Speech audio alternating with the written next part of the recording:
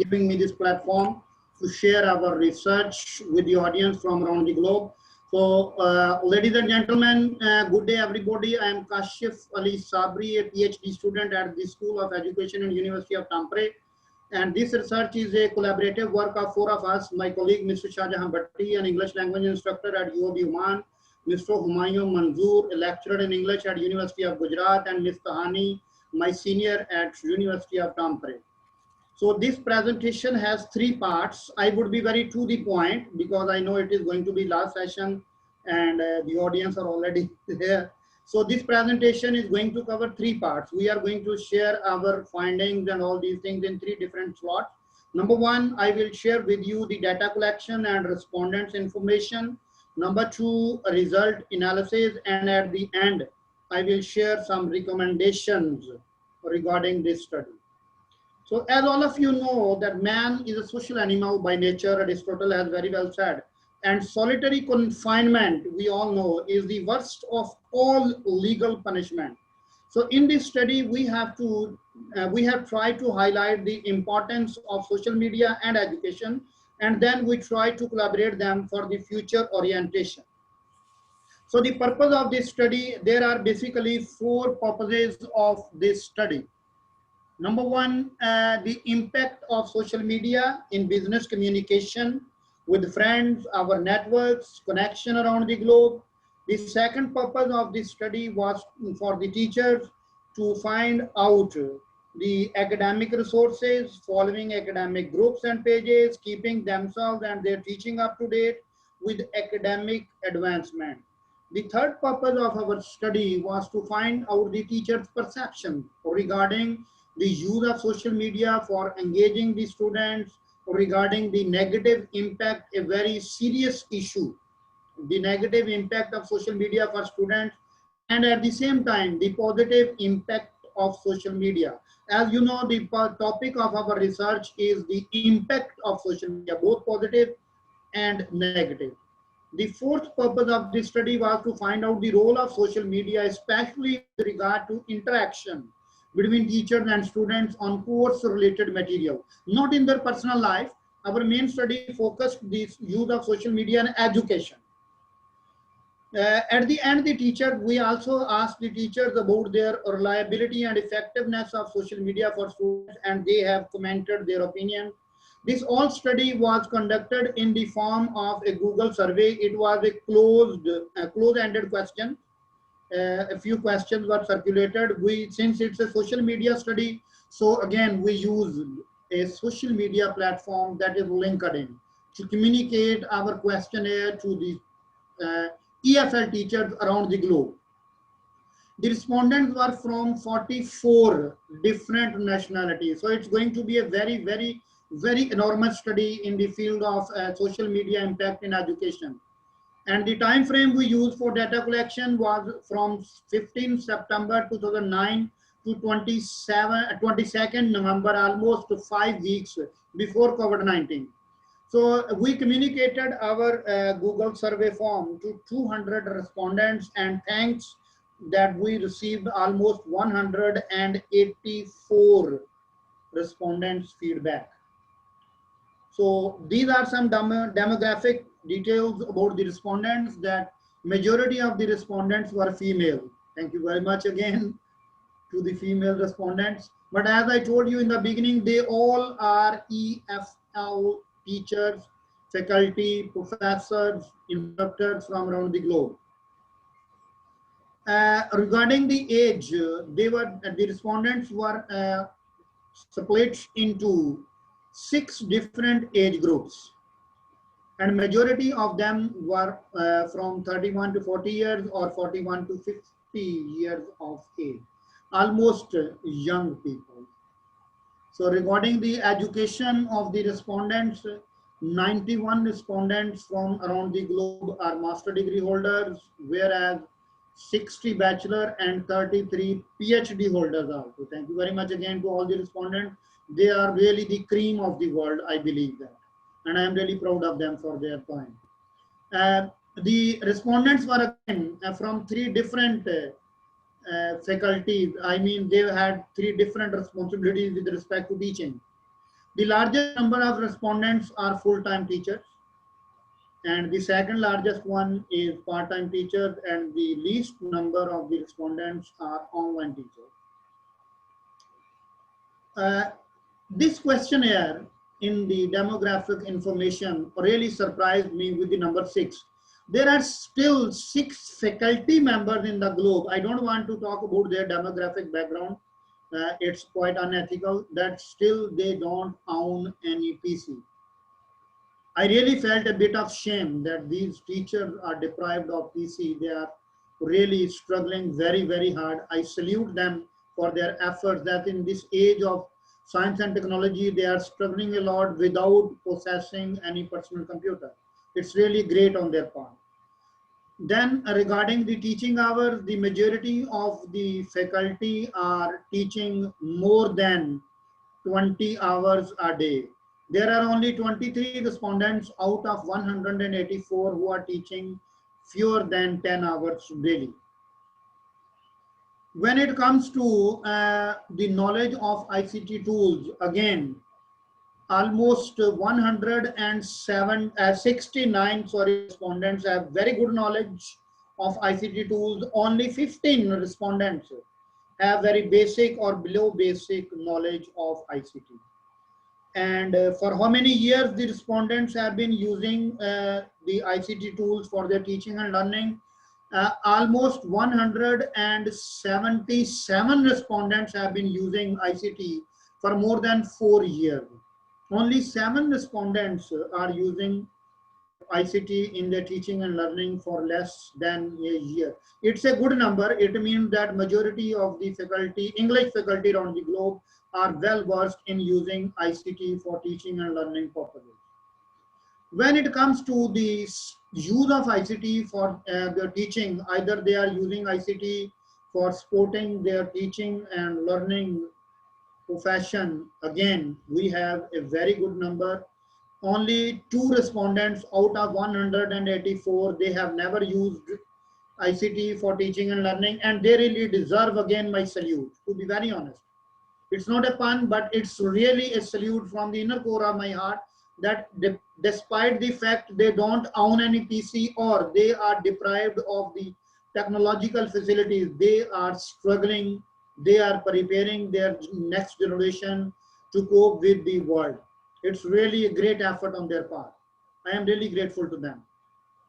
When it comes to the use of ICT in education, again, 174 faculty out of 184 have been using ICT for teaching and learning purposes for more than a year, even beyond 10 years.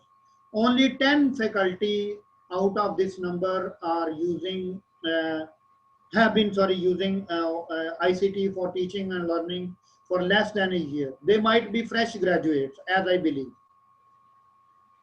Okay, regarding the use of technology, that how many hours are they using technology for their teaching and learning? Again, we have a very good number. Almost 158 faculty are using technology for their teaching and learning for more than an hour. Only 26 out of 184 are using technology for their teaching and learning for less than an hour. So these are 5 different ICT tools available to almost all the faculty around the globe. Internet connected PC, internet connected laptop, internet connected mobile, digital reader, internet interactive whiteboard, overload, and overhead projector. So I am also using all these, to be very honest. Now here comes the second part of our presentation, that is the result analysis. So there are different platforms. I could not copy them here all, to be very honest, and I'm sorry for that. But most of them you will see they are using Facebook, LinkedIn, WhatsApp. These 3 platforms are very much frequent with the faculty. Okay, let's come to the skill level with the social media, that how much are the teachers trained in using social media. Only 47 faculty members out of 184, they are using social media for less than 1 hour in their daily life. All the other, almost you can say 137 faculty out of 184 respondents are using social media for their teaching and learning purposes for more than an hour. Regarding the user-friendly environment for social media, almost 172 out of 184 respondents find social media websites very user-friendly. They are quite comfortable in using these websites for their academic purposes, especially for their professional career. Regarding the use of social media for business, academic business only. I am not talking about Amazon or other websites, videopology. I am talking about online teaching, online selling and buying of the books, online training, educational training, and like these things. That again, a very good number of teachers, except 7. These 7 teachers don't find the social media sites very helpful, but the 17, sorry, 17. But the rest of the numbers, 167 faculty out of 184, they find social media sites very useful for promoting their academic business. When it comes to the social media for communication with different friends, networks, and all these things, again, 178 faculty find it very important to use social media for their personal communication. Only 6 people out of 184, they are not very much reluctant in using social media for their personal communication purposes. So when it comes to the social media for promoting or enhancing the networks and making a new connection, again, except 13, the rest of the faculty, that is 171 faculty, they find social media sites very important for enhancing their connection.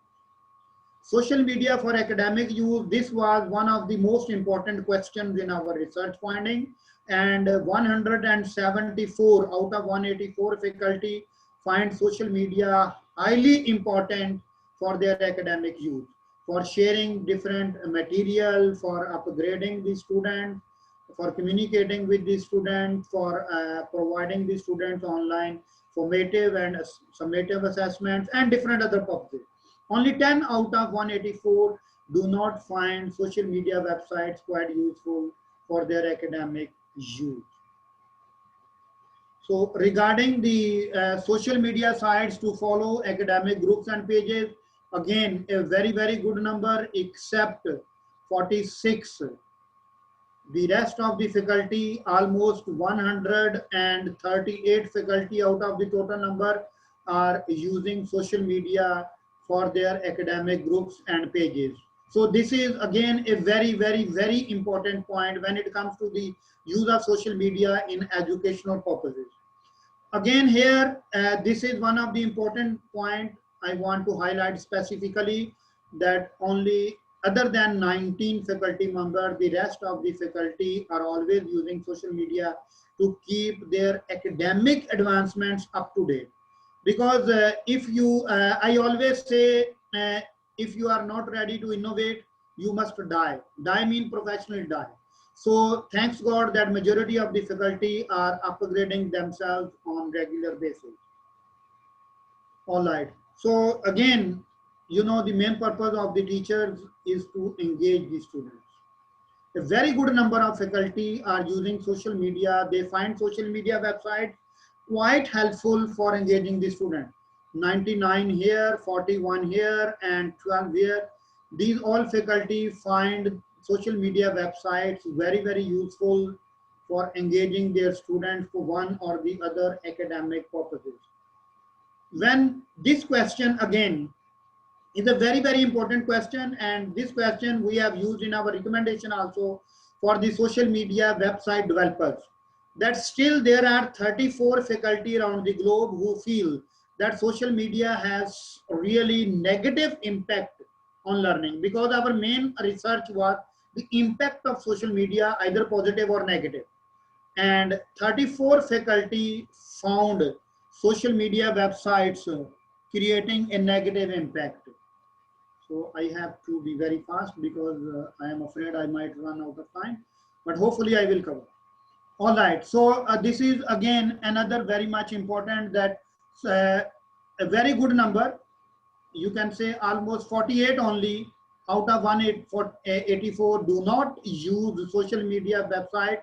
They do not find social media website beneficial or motivating for student, but the rest of the faculty, they find social media websites highly beneficial to engage the student.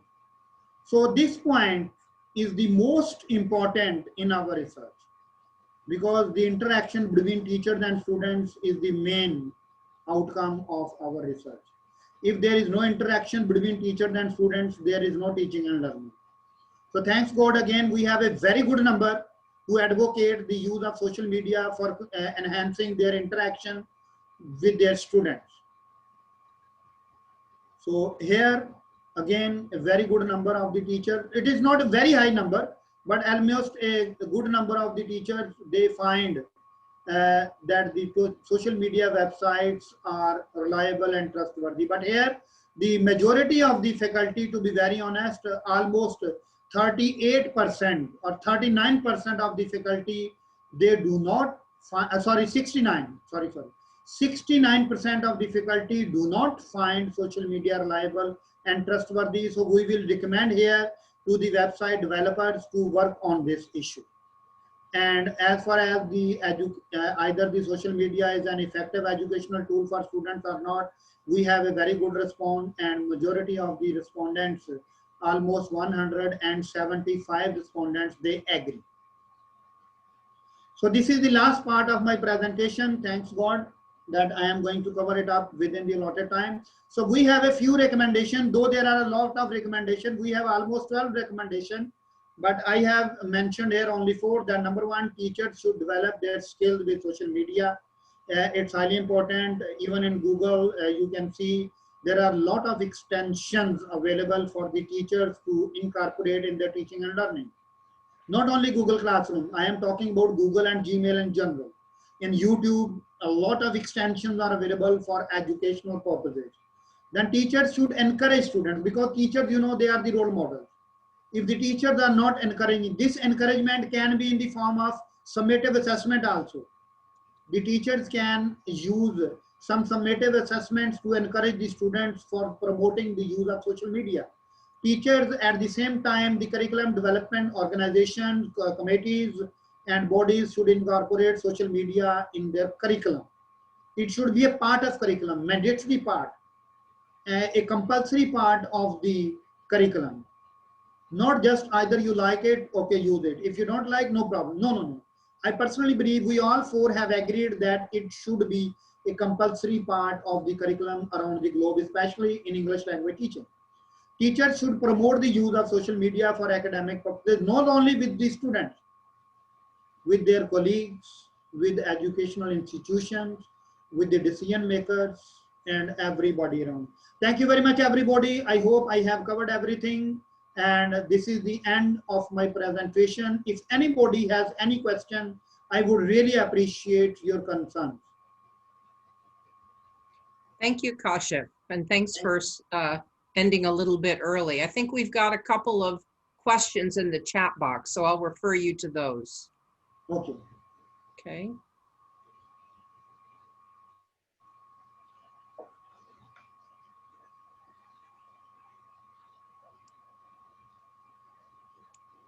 Yeah, there's one from Shelley. Have you considered comparing this for formal versus informal learning purposes?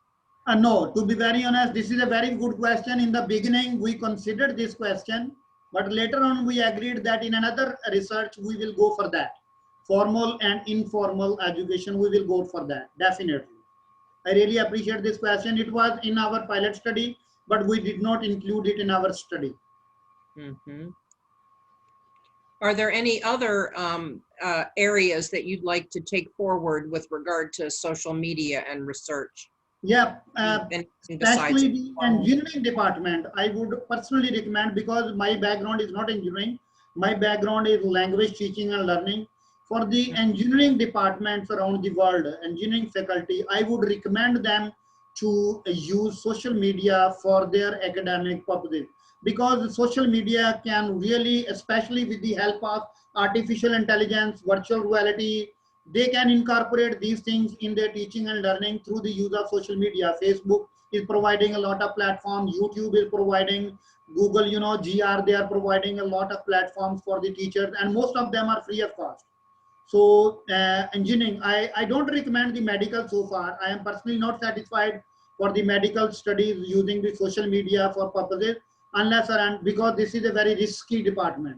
But for engineering, in order to enhance their academic skills, they can incorporate social media. I hope I satisfied the question. Yes, thank you. If there are no more questions, I'd like to remind everybody that Deborah Short, who's giving the closing plenary for day one of the TESOL Arabia 2020 virtual conference, it's in a different Zoom room, starting in just a few minutes. So I've written the meeting ID in the chat, and I'm going to write the passcode now. So I hope to see everybody over there and back here tomorrow for day two. And Sure, remember as well, remember that everybody who is registered for the conference can get a free development course. The development courses are next weekend. There's the one that's online teaching and learning, and the leadership development course. One is Friday, one is Saturday. So remember that you have a free registration for one of those if you're interested. So we'll see everybody over at Deborah Short's plenary right now, and hopefully back here tomorrow and back here again next weekend, both Friday and Saturday. Thank you very much, everyone. Thank you very much for giving me this opportunity to Yes, express thank you. Thank you. Thank you very much for giving me a few minutes to give everybody directions on what to do. So I'll let everybody log off, get the meeting ID. It's also on the schedule, and I'll see you over at the plenary. Take care and stay safe. See you tomorrow. See you all.